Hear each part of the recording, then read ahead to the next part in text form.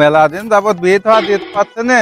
আজকে দেখে বিরামের মাঝ বেড়ালাম, দেখে আজ কোনো লাইন কাট হয় নাকি, খালি আজকে একটা বিয়ে তো আর দিতে হবে দেখে। ছেলেটার বিয়ে দেওয়ার দরকার, বড় হয়ে যাচ্ছে ছেলেটা। ঘটকের আসতে গেল একটা ঘটক আছে, দৈনিকের নিতে যাওয়া আসা করে।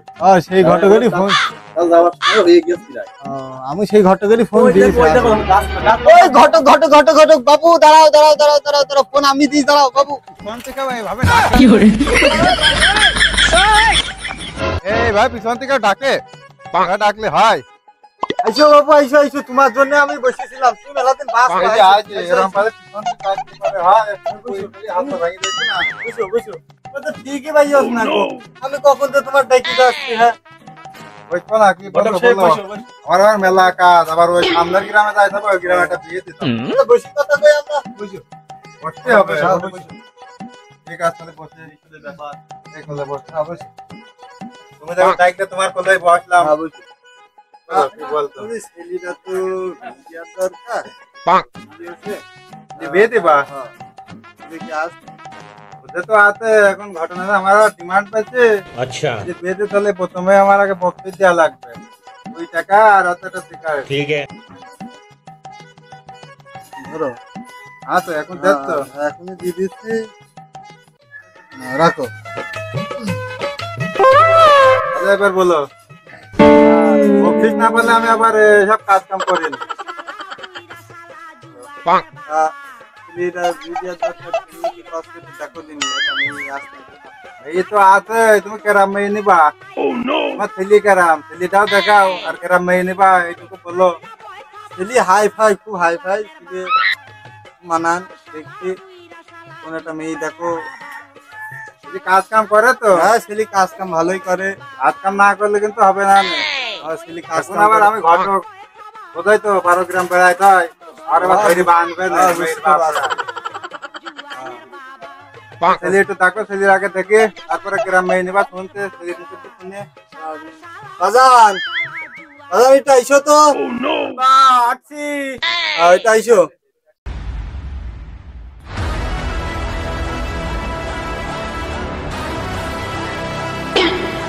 জেসি আব্বা চিকেন চিকেন ঢুকে গেল এই শালা, বড় লোক খালি আলাদা দিতে হয় আব্বা। এই ছেলে কি তোমার? আমার এই ছেলে। কি একটু ছোট ছেলে, তুমি কিভাবে কত বলাতে না তো বুঝতে পারছি না। দিন রাত কষ্ট করে ছেলেটার বানাইছি, মানুষ করেছি। খুব কষ্টের ছেলে, আমি তো খুব ডাটার ছেলে গো, এত ডাটার ছেলে আমার জীবনে আমি দেখিনি। এই ছেলে তো একবারে বিয়ে হয়ে যাবে। হ্যাঁ আজকাল ভালোই করে। এখন একটা ভালো পাত্রী যদি হাতে থাকে তাহলে আমার ছেলেটা। টেনশন করার দরকার নেই ভাই, মেয়ে হাতে হাতে রাতারাতি দিয়ে দেবো। কোনো টেনশন করার দরকার নেই।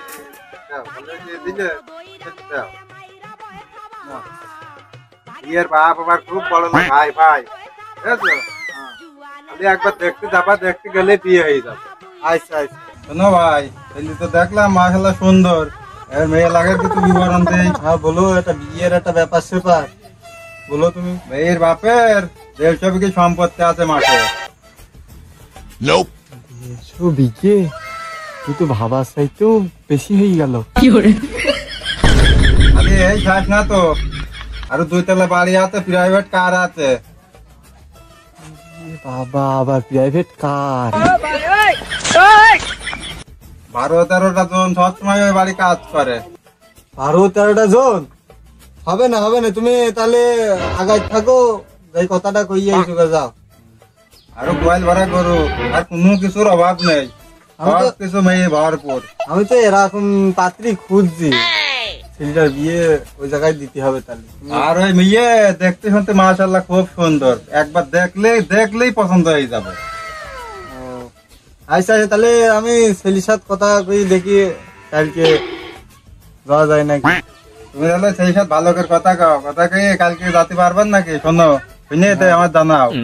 বুঝতে পারছি, আমি তাহলে ছেলের সাথে কথা কই দেখি কি কয় সে, তাহলে যাইতে পারবেন নাকি? এটাই ভালো হবে না, তাহলে সেই সাথে কথা বলে আমাকে ফোন দিয়ে আমার একটু জানিয়ে দিও। আমরা তাহলে মেয়ে লাগের সাথে কথাবার্তা বুঝলে ওইদিকে একটু কিছু কথা আগে শুনতে হবে, নয়তো তো বিয়ে সাথে কাজ বোঝাই তো, মেয়ের বাড়ি তো প্রচুর ঝামেলা থাকে। আমার নাম্বার তো তোমার কাছে আছে, তুমি ফোন দিয়ে দেবা কোন সময় যাত্রী হবে না। হ্যাঁ সে আছে, আর এই সব কথা তো হয়ে গেল, তোমার সাথে সব হয়ে গেল, এখন মেয়ে আলাইসের কথা বললেই হচ্ছে। আর আমার এই বিষয়টা তো তোমার সবসময় মাথায় রাখতে হবে। বলো। আমার তো এই যে এটা করি হচ্ছে কি, ঘর টালি করি হচ্ছে খাতি হয়, হ্যাঁ, আমার তো বুঝতে সংসার পেরেছি। ধর্ম আছে, তা তো আছে। আমারও তো একটা ব্যাপার স্যাপার বুঝতে পারছো। তা তোমার কেরাম কি তাও তুমি একটু প্রথম কথা আমার হচ্ছে গিয়ে 150 টাকা দেওয়া লাগবে এই বিয়ের জন্য। 120 টাকা কিরাম হয়ে গেল না? 120 টাকা আচ্ছা দেওয়া যাবে না। তারপর 120 টাকা দিবা, আর একটা ছাতি দিবা, আর একটা টুপি, আর দুটো জামা। দেখছো জামাটা পুরো নেই কিন্তু জামাটা পরি আর ঘর টালি করা যাচ্ছে না। আচ্ছা আচ্ছা দেওয়া যাবে না, মাথায় থাকলো। তা তুমি কি আগাবা না চা পানি খাই যাও? দাঁড়াও ডাক দি। না ওসব লাগছে না, তবে একটা কথা শুনো, যখন যাবা বুঝলে, আর তুমি দুইজন খুব ডাটে যাইও কিন্তু, না এবার কিন্তু গেটে ঢুকতে দেবে না, বিরাট বড় গেট। বাবা আবার গেটের ব্যাপার স্যাপার দেখছি। হ্যাঁ আচ্ছা আচ্ছা আচ্ছা যাবো না যাবো না। ঠিক আছে তাহলে পারে সেই পালে প্রস্তুতি নেবা কিন্তু। আচ্ছা এইরকম গেট আপ মেট আপ দিয়ে সুন্দর করে যাও, নাই কিন্তু আসলে ঢুকতে দেবে না। আগে তো বলে দিলাম, সেখান থেকে বলবা না যে ভাই তুমি তো আর বলছিল না, কিন্তু এই জন্য বলে দিলাম। তাহলে আজকে ওঠে আচ্ছা ওটো। তাহলে ফোনে কথা হবে না। আচ্ছা ফোন দিও কিন্তু। অবশ্যই ফোন দেবো না। আচ্ছা আচ্ছা আছে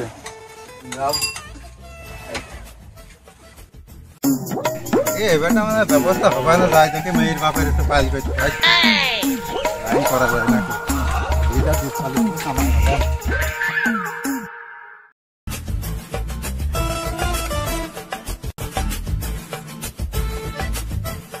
আমার খাজা চাচা, খাজা চাচা বাড়ি আছো? বাইরে আইছো? কিডা ডাকছে গো, বাইরে দেখিয়ে দিনি, দেখি আসি বাইরে কিডা ডাকছে।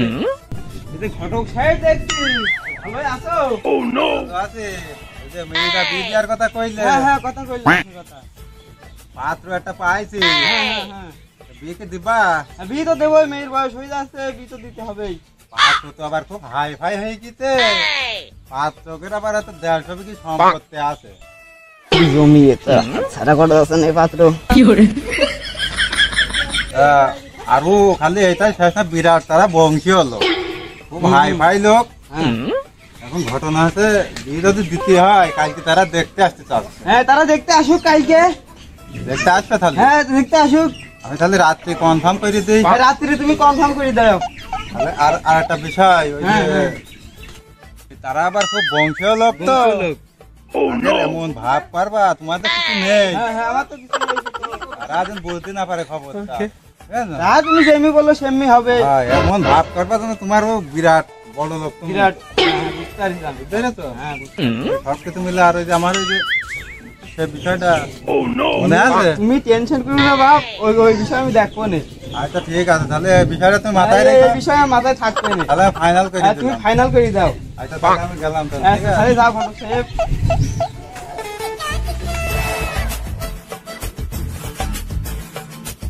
কাম তো করিয়ে ফেললাম, তাহলে এখন কালকে বিয়েটা দিতে পারলে কিছু ইনকাম হবে না আমার।